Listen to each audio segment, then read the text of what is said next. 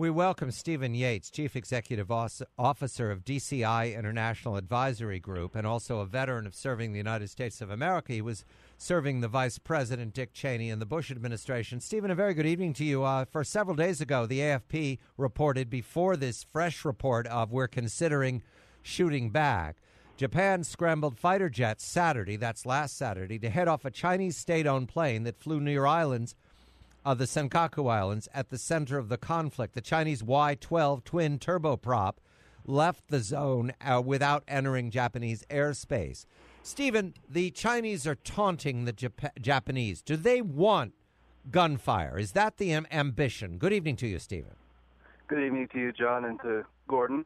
I agree entirely with Gordon's diagnosis. I do believe that the Chinese are eager to push as far as they possibly can, especially if it's cost-free. And I think that is, as Gordon was suggesting, the biggest problem. So far, these provocations have at best been considered sort of equal, both sides equally guilty or responsible, but in reality it is one party pushing most aggressively and most irresponsibly. At the very minimum, the United States needs to speak out on it. I don't believe the Chinese ultimately want hot war over this right now, but I don't get to know what their ultimate intentions are right now. The signals are all on aggressive. Gordon, because the Japanese are turning up the heat, does that suit the purposes of the new prime minister? Is this a political calculation? Yeah, I don't think that Shinzo Abe, who was installed last month, really wants this. Everyone talks about Japan's turn to the right, its embrace of nationalism. This really, I think, is a false narrative, because the reason is the Japanese are reacting to China. They are not making this turn on their own. And people forget that. People forget that there have been these repeated incursions on the water, and that incident you just talked about last Saturday in the air was the third time that the Chinese have done this within a month. The first time, they actually flew over the Senkakus, violating Japanese airspace. The second time, the Japanese were able to scramble jets and ward off the Chinese a plane before it actually got too close to the islands. But this clearly is a dangerous situation. And let's stop blaming the Japanese, because they're doing what every country would do, which is to defend their territory. Stephen, the Chinese have a new boss, same as the old boss. His name is Xi Jinping. 10 years, the new apparatus in Beijing. Do we believe these provocations are part of their planning, or is this something that the PLA Navy could do on its own to see how the new civilian leadership responds?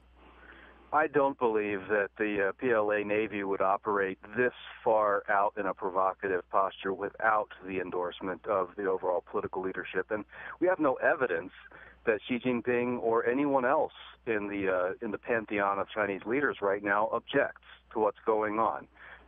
They have been fairly clear and consistent in making a very aggressive territorial claim in recent years, starting with the skirmish in ASEAN a couple years back with the bold claim that the South China Sea was a core national interest of China. These disputed territories, I think, fall under that same umbrella, and there's just no evidence that the political leadership isn't equally on board with this military posture. Gordon, recently I had occasion to speak to a retired Rear Admiral of the United States Navy who has experience with the Chinese in the Indian Ocean. He's exchanged visits with a Chinese admiral as recently as 2009, 2010. And what I learned from the admiral is that the Chinese Navy is not up to date. Their warships are not the equivalent of ours. They do not have the digital nor communications techniques that we use. In other words, they're not ready to go to war. They're pushing this beyond what I heard from the admiral is their capability. Is that a factor here, Gordon? Well, of course, it's a factor that their Navy is not as capable as ours. But on the other hand, warfare in the Chinese context is not just military capabilities. It's also a question of will and resolve. And the Chinese believe that the United States may not get involved in defending its allies, such as the Philippines and the Japanese, because we lack the will to do so. Matter of fact, the Chinese don't have to speculate. They were able to essentially take over Scarborough Shoal at the end of last year because the United States was not willing to live up to its obligations under the Philippine-U.S. Defense Treaty. So this is very dangerous because we are teaching the Chinese that it's not only cost-free, as Steve points out. On some occasions, they're able to get big prizes. So the United States needs to reverse course fast, or we're going to find ourselves in a shooting war with the Chinese. Stephen, because you've been in the White House and watched how systems work, is the Ministry of Defense in Tokyo waiting for a phone call from the White House to ask what's going on? How can we help? Well, I certainly hope that they're not waiting for that, only because I don't believe we have a proactive posture in our own government. They're really going to need to be leaning on our Pentagon, which we know now is in a transition, and we shall see how the new leadership shakes out. Right now, this will be very far from their top priority, but I agree completely with Gordon. This is one of those wires that is at risk of being tripped, and we'll have no choice but to be anxiously engaged at very short notice. Stephen, gunfire. They're talking about gunfire. That's what this reads. Authorizing jets to open fire on a Chinese aircraft.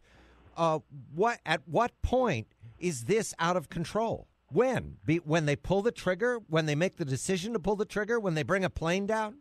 Unfortunately, I think that the standard most likely is going to be when some kind of ordnance comes down.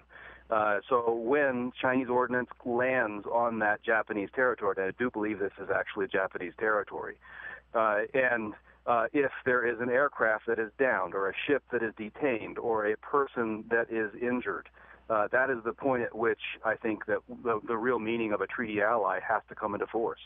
Gordon, because you've followed the story, the Chinese leadership over a long period of time, and I'm new to it thanks to your guidance here, I can't get the sense of proportion here. Is this cyclical? Is this what happens every time there's new guys who have to show how tough they are? Well, there's that, but it's also, I think, that there's a general path where the Chinese have become more belligerent. And we've seen this especially since the beginning months of 2010, when we've had senior Chinese military officers talk about waging a war in the near future. And one of those guys actually talked about a, quote, hand-to-hand fight with the U.S., So I think that this is a real problem because of the slumping economy in China, which is causing a crisis of legitimacy. And the legitimacy crisis is really causing the leaders to fall back on nationalism and increase friction with other nations. And I believe that probably Xi Jinping pretty much is behind this, but it's not cyclical. Stephen, early in the Bush administration, before the tragedy of 9/11, there was an incident with the Chinese Air Force deliberately forcing down an American surveillance aircraft. And the words got pretty hot before the crew was returned and the aircraft was returned. Do you think this is a test like that, or does this feel differently to you? This is different in the following respect. I do think that collision was the result of an accident, that there was too aggressive a posture by the PLA Air Force, and that resulted in that collision. Then there was a hot test of wills. At that time, the Chinese leadership was a little bit fearful of what a hawkish new Bush administration's response might be. The tables are very different this time. You have a new Chinese leadership, but you have an Obama administration that would not be perceived by the Chinese as particularly hawkish. And you have the added complication of a treaty ally in Japan being a potential victim in this as well. To me, this is more dangerous, more complicated, and I think that I doubt very much that Xi Jinping wants to have this kind of a test. I think that the calculus has to be that they think they can get away with this with impunity. Stephen Yates, Chief Executive Officer, D.C. International Advisory Group in Washington. Gordon Chang of Forbes.com is in Asia. He's in India. I'm John Batchelor.